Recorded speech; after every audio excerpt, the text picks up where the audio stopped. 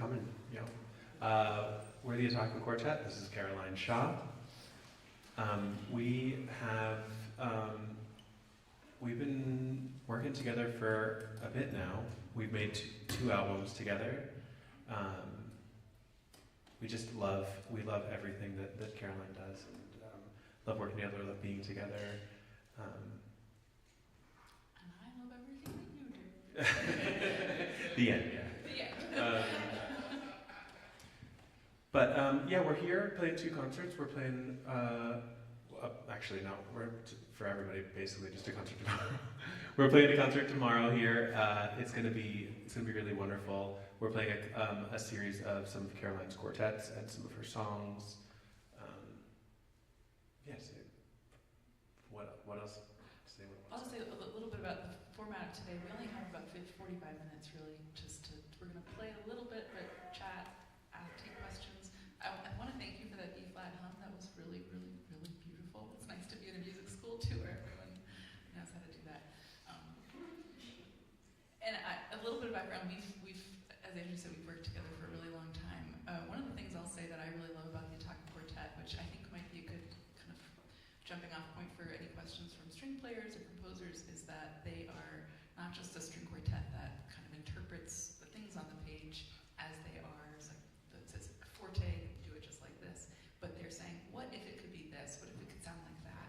Always, there's incredibly creative interpreters of music, both of old music and of new music. And it's the kind of ideal collaborator as a musician, as a composer, is to have people who are constantly imagining what's possible. Aww. Should we play a little more? Sure. Actually, just to get a sense of the room, everyone's a music student in here, I believe, right? Yeah, in general. No? Not quite? Okay, how about we just raise your hand if you're a string player. Okay, brass player, woodwinds, percussion, piano, singer. Okay, great. Harp? Any harp players? Cool. I'm sure I left something out. Sorry. Any theremin players in here? Yeah, a little bit? All right, cool. Well, come on up. No. Great. We're going to play some quartet music. One of the things we love about the quartet is that we can take music from any genre and play it. And I feel like that's one of the things that when we play Caroline's music, we feel like we're not necessarily string players, we're just musicians, and we get to make sounds that maybe we weren't supposed to make in the first place, and we really love it. But we'd love to talk to you about anything you have questions about. So we'll play another one for you without Caroline, and then we'll bring her back up for some more stuff and for more questions and everything. But it is hers. Yeah, it is. We are going to play all her music because it's kind of the best thing you'll ever hear. This one's called Blueprint. It's based on some Beethoven Opus 18 number 6 for each string quartet, Beethoven heads. It's mostly Caroline, and it's all amazing.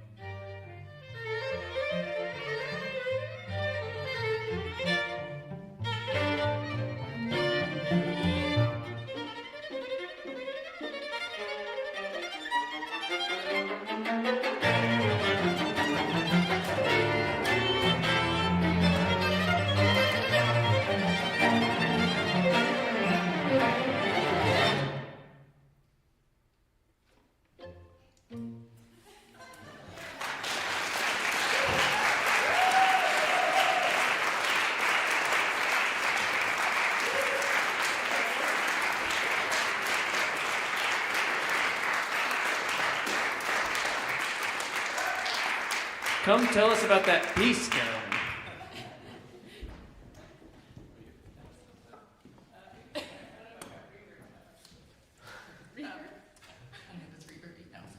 That was so cute, you guys. We haven't seen each other in a really long time, so we're just like, that is a piece based on, like as Nate said, Beethoven Opus 18, number 6. I'm a string player myself, not nearly as good as they are, but I used to love, that like late night sight reading session where you're just like going through music and playing through stuff and kind of getting lost and having a good time. I was like, okay, what if I could make the feeling of that into a piece of music so it kind of goes in and out of the Beethoven. I think the thing I'm most proud of in that piece is that I actually get people to laugh at the end. It's like I'm not proud of many things, but I'm proud of that one because it's hard to be funny in music. Anyway, thanks guys. Should we take a question? Yeah, that's a good time for questions.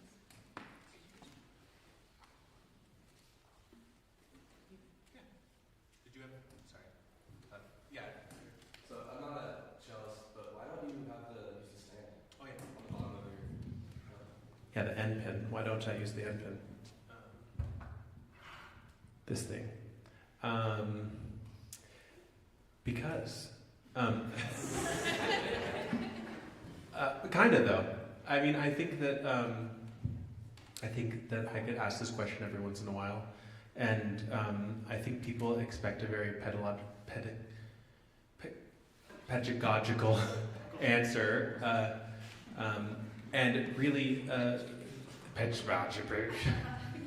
the real answer is I tried it and it felt good, and I think that having those moments in your life where you're like, this feels good, but it's not what everybody else is doing, it's really important to listen to those things.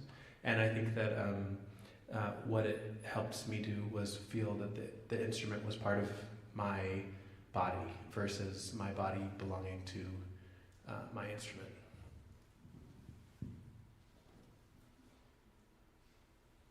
I'm curious, how many teachers have told you that's not the way to do it?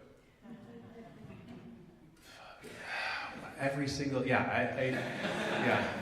There's a lot wrong with how I play the cello. I also hold the bow weird, which people don't see because they normally just see the end pin. I do everything just about everything wrong, but it sounds alright.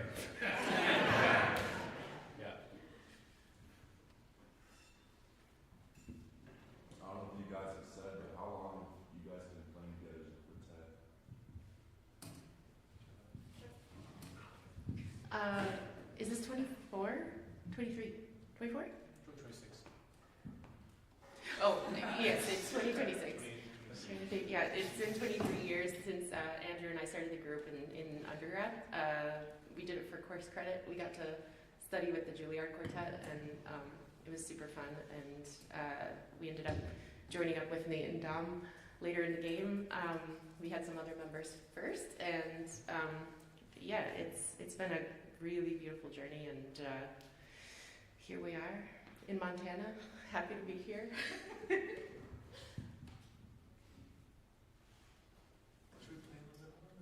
You guys have more questions? Yeah. So you mentioned that you had a couple different changes in cast. What changes have you felt musically as you've had different people come and go? Oh my gosh, that's such a great question. Thank you. One of the fun things about being in a group of musicians is that each person is an individual and brings like all of their own personal experience to the group, both playing wise and also just like life experience. And as people, we're all going through changes of our own, and I think it's like even when the four of us, like this four, people are playing together, these four people are playing together for a while, each of us is like going through different things, and it's almost like you could have a member change in a day without actually changing a member. Like just because like someone's feeling inspired by something in that moment, So of course when we change members, like certain things change, but over the years, like I guess we've just gone from like, playing a lot of standard rep in the beginning because we were students, and to kind of like being interested in a lot of different new stuff, and we each also write our own music, and it's constantly growing and changing with member changes, but also just because of life. One of the questions that we used to get a lot, and I think every quartet member ever gets, is like, what makes your quartet different than any other quartet? And it's like if you play in an ensemble, which I hope all of you have some sort of ensemble that is different from your orchestra that you get to play and make feel your own. It's like so obvious. It's like, oh, we're 4 people that are really, really different, and we make this music that sounds like this. But it's a very difficult thing to describe, and I just want to say that because sometimes like we have to define ourselves by like the music we play, because that's what classical ensembles do. It's like, if everyone's playing Beethoven quartets, how are you different? You're like, well, obviously we're different people, but we're really totally different recipes. Like if you have pizza from one place to another, it's like a totally different food almost. But if you ask what are the ingredients, we're like, well, it's bread and tomatoes and cheese. I don't know. I just want to say, I guess that's the reason I say that is because I think I'm increasingly aware of the value of individualism in classical music. I think for so long we were kind of told to play a certain way and to do what's on the page, and there's like a pretty narrow band of what it should sound like. And I'm realizing that actually the more you can bring yourself to it, I'm not saying like deface the music, but like the more you can bring yourself to the table and then bring yourself to that whole personality to an ensemble and positively bring that to a group, the more unique you will sound. And maybe it's going to always be difficult to describe how uniqueness sounds, but I don't know. I just felt like getting on a soapbox and saying that. I just wanted to also add to this that because the 4 of us play together so frequently, I feel like sometimes difficult for a 5th person to come in and feel like, for all of us to feel like, super gelled immediately, but that like wasn't the case with Caroline at all. And so it's one of the fun things that we haven't seen each other in quite a while now, but getting together to play together this morning just felt like home. And sometimes you just find those people in life who just like personality and artistically, you just sort of feel it just feels right. And so it's really like a pleasure for us, and it's such an inspiration for us to be able to have Caroline with us, and we're so excited for this tour. I love you guys so much. What would you like to play next? Do you want to sing something? Oh, no. Sing something. Oh, Yeah. you want to sing? Yeah, sure. Okay.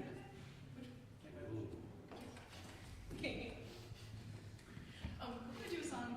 This is something that I actually wrote for another singer who's an entirely different kind of singer than I am, and Sophie von Otter, the Swedish mezzo-soprano. And it was, and now I find myself singing it, and for singers out there, I'm probably not, I don't have quite the technique that you do, but I've sort of figured out my own way of expressing words. The particular words of this song are in Old French. I think they're from the 11th, 12th century. And it's a kind of typical, it's what they call a French aubade. It's this morning song. It's about 2 lovers waking up in bed saying, like, I hate nothing more than the morning because it means I have to leave you. Here we go.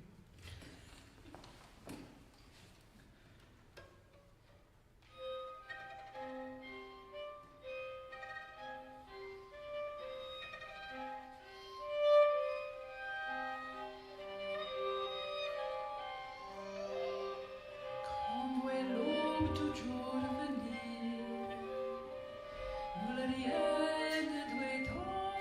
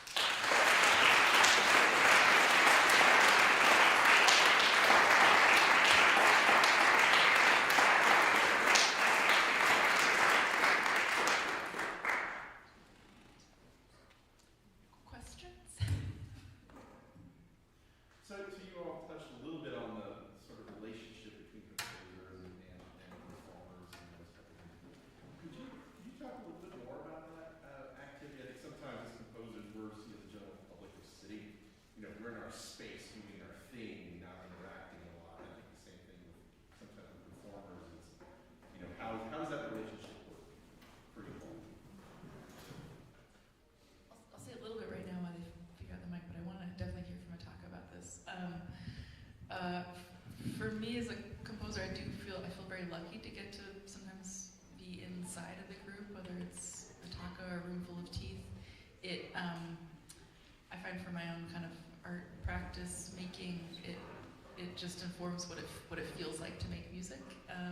That's not always the case. Sometimes I'm writing from a distance and sitting out in the audience, but I just feel very fortunate to get to work with people who are also kind of like what they've been talking about, able to be individuals, and I think that that's such a wonderful development in this group and also in music, is people being able to be themselves in music. And I know as a performer of new music myself, I always kind of appreciated when there was room for me to be myself in the music. I also like playing everything exactly that's notated and doing every articulation properly, but it feels really good as a person to get to be myself. Yeah, and I think for us, I think that we, as a quartet, you know, we've been through so many different sort of eras of what new music meant, and I think that, pardon if there are any late 20th century sort of devotees in the audience, but when we first started, sort of a big sort of unifier of seemingly of what new music was all about was this sort of complexity and this sort of unknowability unless you really dug in, and we had started to sort of like carve this path for ourselves, and we had just finished a cycle of the complete Haydn quartets.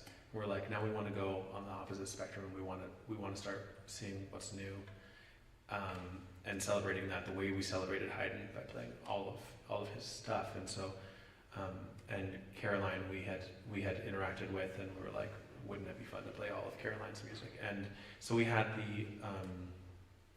just the idea to sort of try it all, and just like we've gotten to know Caroline, you know, we felt the same way about Haydn. Sort of, we knew that at the end of that cycle, like, he would have been a really fun guy to get a beer with. Like, we just knew that because of how much music we played. And I think that getting to know Caroline through playing her quartets, but also just as a human being, it's just been really, really fun. And I think that's why I think it feels right to us, because it felt like just making a friend. It didn't feel like, wouldn't this collaboration be fruitful? Yeah. Yeah. Oh, go ahead. I just want to add, and just to piggyback on what Andrew was saying, we just went through this process of doing a call for scores, which I think was the first for Attacca Quartet. And it was really interesting we got like more than 150 people sent stuff in, you know, and I think we picked, 2 people, and then they asked us to pick 2 more. And we basically picked the people that we, resonated with, and I could kind of see or imagine who the person was through the music. And actually all 4 of them didn't disappoint. They were really cool people. Basically the people who were most like themselves kind of made it through the submissions, and it was a really fun process. And I think we discovered a lot about ourselves, but also about, people out there. And we got to meet them, which was it's kind of the whole point, right? Like, you get to meet cool people, so.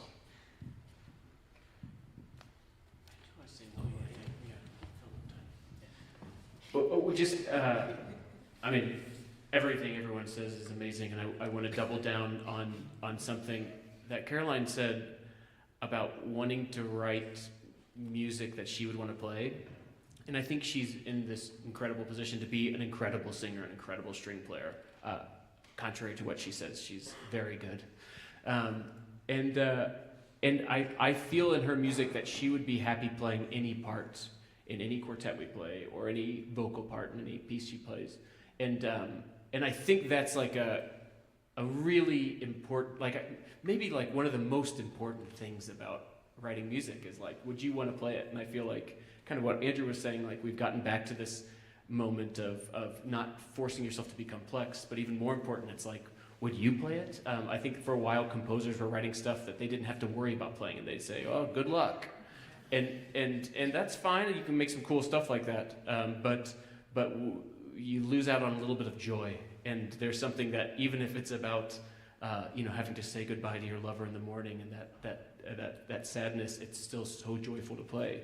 And I can't encourage everyone enough to think a little bit like that when you're writing music. And if you don't write music, go write some music and try to write music that you'd want to play, because I think it's it just makes everything we play with Caroline's gold and just a joy.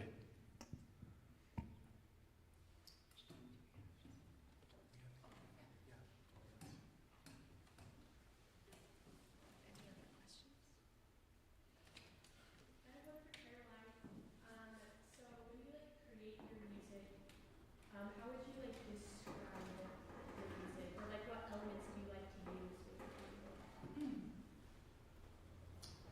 Oh, that's such an interesting question. The elements I like to use are things that move me, but you can't make a whole meal out of just the parts that you like. So I think of something that will turn this part of me like that. And then I figure out how to get there, and then what happens after. And that's the really fun part of it. It's like when you build a house, like there's really one place that's really important, like maybe it's the kitchen table. But like you gotta have all this other stuff. You gotta live, you gotta do things, you gotta take a shower. You have to get to that place. But it's really fun, I think, as a composer to think about balancing the kind of wild imagination and then the engineering of it, and making sure the things work together. But at its heart, it's made up of things that move me or delight me or confuse me in some way. And sometimes it feels like, making up a puzzle for yourself and then trying to solve it. But yeah, was that a reasonable answer? Not sufficient. No, and Nate mentioned this, and I want to really just also reiterate, for those of you who you love music, you love playing it or singing it or interacting with it in some way, but maybe you've never actually made something yourself. You say like, okay, I'm not a composer. I don't know how to do this. I think you really do, and it's, even if you're not like, I'm going to be a composer, or I want to show this to somebody, there's something about the act of trying to make something yourself, whether it's like turning on voice memo on your phone and just improvising for a while. For me, when I started to do that, it helped me listen to all music differently, old or new. And I just want to say that, yes, you can do it, and don't be afraid, it's just music. Questions? What are you currently listening to? All of you. I've got kind of a band I'm obsessed with right now that I bet some of you have heard of because they just blew up so hard the past month, called Angine de Poitrine. Yeah, the guys that dress up in polka dots and play duo. I just can't get enough of them. I want to listen to them all the time, in the morning, at night, during lunch. It's like, people are like, oh, it's microtonal music, but I love it because it's like just the most rhythmically interesting driving, but it's all kind of in 4 bars at a time, so it's like really appetizing. And some people think they dress up in these crazy costumes with like crazy helmets and stuff. Nobody knows what they look like. And when I first saw them, I was like, oh, what a gimmick. And then I found out that they'd been doing it for like 20 years, and I was like, that means that they dressed up like this and played empty rooms somewhere. I was like, that's badass. Like, that is a real commitment. Like, if it was just like some famous guys that like, or men or women, I'm not sure who it is, like some folks that just dressed up, were famous, and then they dressed up and made like a cool band that nobody would know who they are. But it's not that. I think this is like, has been the thing they've been doing. And so just knowing how much embarrassment they've gone through to get here is kind of like, just gets me through whatever gimmick dressing up might do. But I also love how they look. So yeah, Angine de Poitrine, I think it means like, kind of like heart attack or something in French. They're from Montreal. Go listen to them. They're amazing. I've been listening to a lot of Arthur Russell and Adrienne Lenker. Yeah. Weirdly, a lot of all the complete Mozart piano sonatas were recorded by Maria João Pires, and I'm obsessed with them.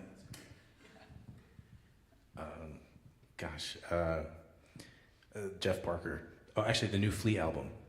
It's great. It's so good. And his trumpet playing is minimal, but like really tasty. And like he's got like blisters on his lips because he's practiced so much to get back in shape. And he's like, I don't need to play bass. And I think her name's Anna Butters with 2 S's is the bass player. And it is so funky. It is just amazing. Anyway. I have a 4-year-old, so I listen to a lot of kids' music at home. but somebody I've been really into lately who just like showed up on my Instagram feed like months back, and I just really enjoy her personality and like how she's exploring pitch in relation to color is Maddie Ashman. She's a young artist in London, I believe, and speaking of playing the cello with no end pin, like she gets up there sometimes plays the cello like with a strap around her so she can stand and like do that while she's like singing and playing with synthesizers, and she like detunes pianos and guitars to like fit the color she wants. So she's really cool. What are you listening to? Hannah Montana. Really? Hannah Montana. All of that, like, it's just bringing me back. She's great. Well, should we play one more song? Yeah. Hannah Montana in Montana. She's from Yeah. I'm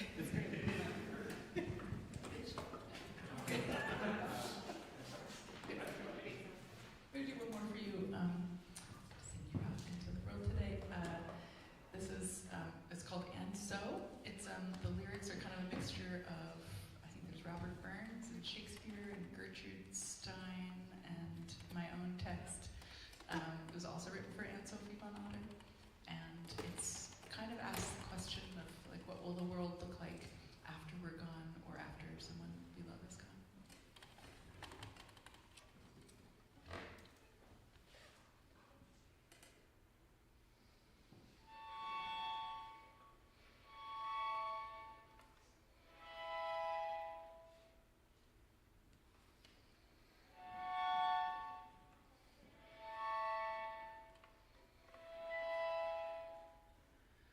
Would a song by any other name sound as sweet and true?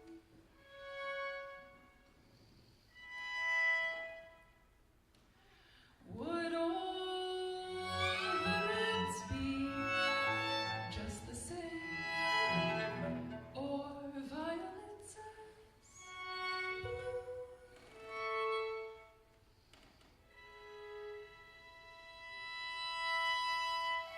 If you were gone, would words still flow, and would they rhyme? If you were gone, would I still know how to love and how to grow and how the vow threads through.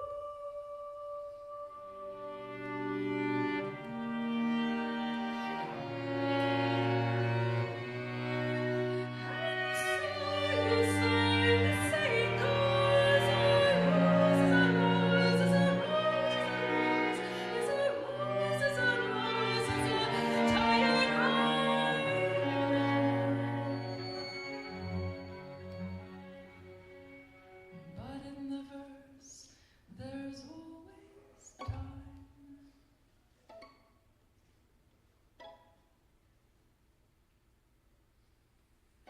Would scansion cease to mark the beats if I went away? Would a syllable interrupt the feed of tetrametric items when I am gone? Listen, and I will sing a tune of love and life and of the ocean's prose